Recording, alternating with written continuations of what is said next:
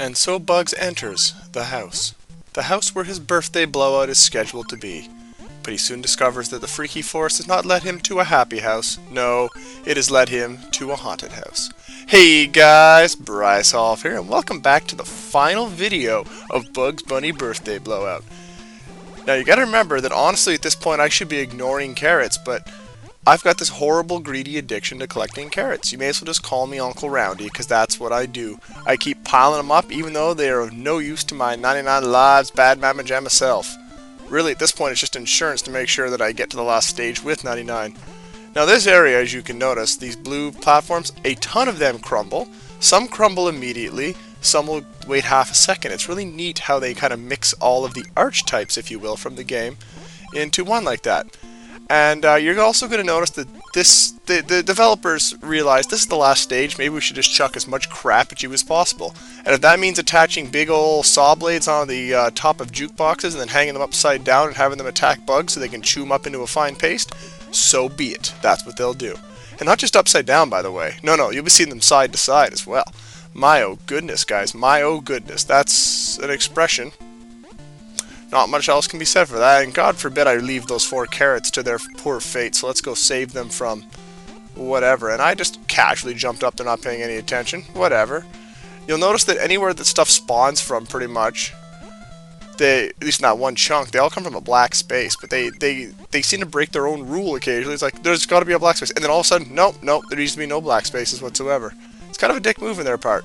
And everyone's favorite ghost sprite is back. That thing is just horror awful.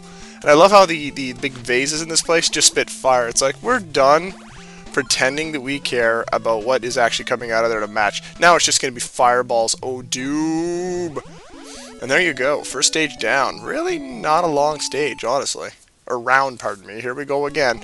Terminology. Herp-a-derp-a-derp. Doodle-doo-doo-doo-doo-doo. Oh no, we got 2 single one-ups. Hooray! That's good. We needed those. Well, not really. But we needed that for the count, to see what our final count's going to be for the game. I mean, it'd be nice if I got a 50 to go with it, but those are pretty darn rare to come by. But a 1-up is a 1-up, and a sun-up is a sun-up, and I'm not sure where I'm going with this. Now, there's a 1-up that should have happened, but no, they don't connect like that. Sorry, that's kind of mean to me. They don't deserve that, guys. They're good people. They're just doing what they got to do to survive in the what? This came out in... I'm not sure what year this came out in. But I've never been real good for one of remembering release dates and things of that nature, so I'll leave that up to the professionals among us who you know, actually notice these things and retain these things. It is not something that I retain. That's kind of a dick...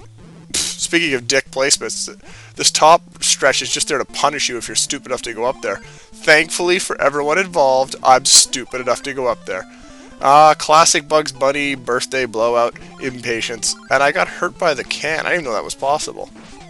Now, this area here, this is an interesting one. You basically have no choice except for to try to jump out, hit those carrots, and come back.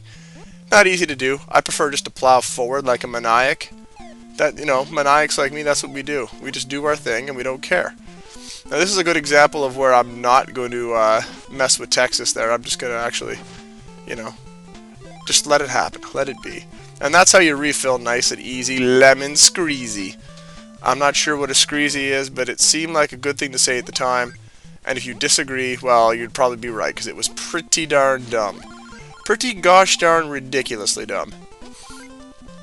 Now, I suppose this time is as good as any for a little of Bryce Hoff Bugs Bunny Birthday Blowout story time.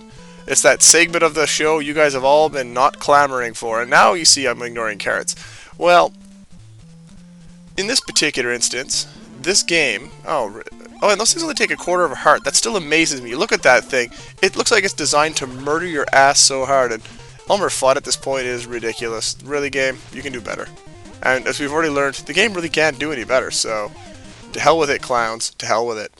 Anyway, story time. So, this particular level is a level that my good cousin, Vicky, who some of you may know from the Let's Play, or the Let's Game subset I run occasionally, she borrowed, well, her family Her and her sisters and her brother borrowed this game from the Sulphur clan once upon a time. And they could get all the way to this world, but they couldn't beat this level. And you know what? I guarantee you, if she played today, she'd probably be able to beat this. I mean, her brother definitely could. I think she could. The other two, I don't know. I really don't know if they could take it down, as it were.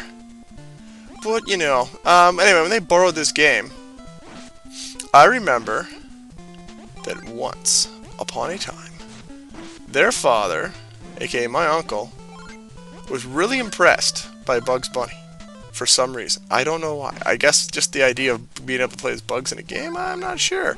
But I remember a statement of that fact that he was all, not impressed per se, but like, this is neat. Oh, there's the, wow. Pretty brilliant. Pretty gosh darn brilliant, guys. I am pretty proud of myself for that one. Welcome to the wonderfulness that is this place. You're now seeing why this place gets a little nasty and why I can kill you occasionally. And that was kind of a Super Mario Brothers 8-4 entry there.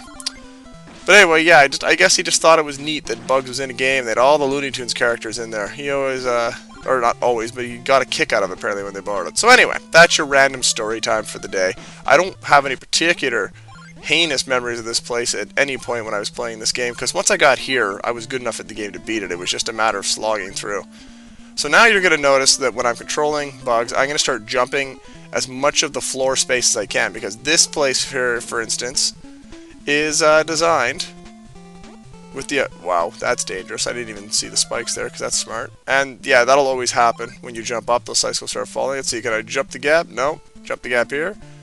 No. Okay, so there's no gap to jump yet. But that room will repeat, and there will be different gaps in different spots, and you're going to have to clear them without falling. It can be pretty dangerous. They set you up pretty good a couple times. In fact, this whole place is just kind of designed to be full of dickery and screwing with you.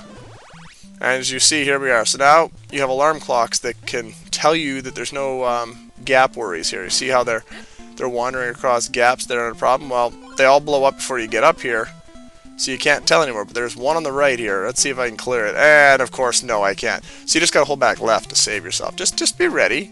Always be ready to leap into action and save yourself from the wee turtles. Okay, that's what you gotta do in life. Remember that. Your first, most important role in life is to let 4 alarm clocks blow up and stay the hell away from them. It's like, no, screw this, I'm not dealing with this. And then you just go. I mean, you can rush in there if you want. I mean, it's possible. I'm not saying don't do it. I'm just saying, why would you want to? And the answer is, you shouldn't. Oh, good, this room again. Now, I can't remember if there's a gap here or not. That seems like a really horrible move, but it is endgame, so I guess they could be forgiven if they did that. And there's the best way to do that. I finally remember the best way to do it, guys. Oh man, don't you love when you figure out how to do something how you used to do, and you're like, yeah, that's how to do it. And then we get Wabbit Season, and this is I believe the first and only example where you absolutely 9,000,000% have to use the WB shield.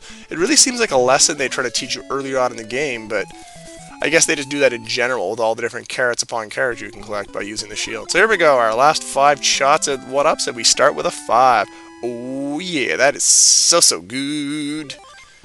Getting 5-ups is awesome. True story, guys. True story. Of course, oh, another 5-up. Back-to-back jacks, man. But should I really be bastardizing tiny/mini medals? Should I really be doing that? That seems like a horribly mean thing to do to tiny and mini medals. They have their thing. We have fun. We get a 1-up. Life is good, you know? Should you really mess with a good thing? I don't know. We'll have to wait and see. And another 1-up. Oh, my goodness. So many 1-ups that Uncle Roundy's getting jelly. And just so he doesn't get too jelly, I purposely threw that round. That's obviously what happened. Obviously, guys. I mean, if we're going to call a spade, let's just call a spade. You know what I mean? And I'm not sure how you're supposed to even get through that without getting hurt unless you got a time to jump off that springy dingy, and that just seems like a horrible idea. So, yeah, just take the quarter hit. Don't try to be too fancy. The only problem is this place has no carrots and it has no heart refills. So you can't just plow mindlessly forward because you're not going to be able to refill. There's no enemies to refill on. There's none of those yellow suckers. Wow, I don't know how I avoided damage there, but we'll take it. And it looks like another repeat room. Yawn. Well, it sort of is. They kind of... I don't know if they just ran out of design ideas or they were trying to play mind games with you. I'm not sure what their goal was at this point in the design process, but they certainly seem to go out of the way and do this. Alright, let's not do that because it's probably got a hole right there. And oh, that was silly. That was silly. I took needless damage. I could have done a half hop and been fine, or hopped out and hopped around it, but no. See, that's much better there. I casually hopped my way through, and this is a little tricky of them right there because you always rush forward. This spot is the freaking worst because I'd say, I don't know, half of those probably crumble and fall apart. And now I am stuck with, basically I can take one more hit from a quarter heart enemy or obstacle and no hits from the 1 heart obstacles. But I'm at the boss, so you know, it's all good. It's all freaking good. Once you go down there, you'll appear up top and you will see the final boss is the Tasmanian Devil. You really got to look at him there, but basically I had a magazine when I was younger, and now this kind of counts as story time too. I had a magazine when I was younger. It was like Game Players Guides, or I can't remember what it was called exactly, but they had stuff on Bugs Bunny's birthday blowout, or Bugs Bunny birthday blowout. I keep saying that wrong. And they were saying that he was blowing kisses at you. Look at this. Does that really look like kisses? It kind of looks maybe like a really puffed up sort of gross Hollywood lip maybe. But no, what he's actually doing is he's wearing a helmet and he's tossing footballs at you. And to beat him, you got to knock the footballs back into him. And you want to swing that hammer very early, not only because of the delay, but because there's a very generous hitbox on these footballs. And just do that a few times and just keep working them like so. Move forward as he moves back, and there you go. Bam. Done. Out. And that will do it for Bugs Bunny Birthday Blowout. So let's enjoy the ending. Oh, Bugs, you seem really trepidazically going forward. Then he took a white poop on the floor. What the hell? Either that or they gave him a gag gift of a white thing, but never mind. And his pals are here, and they all look a little strange. Pepe's got his full-on, like, sexual predator hairstyle going. That's good for him, because he is a sexual predator if you think about it. Oh, those were very funny tricks, guys.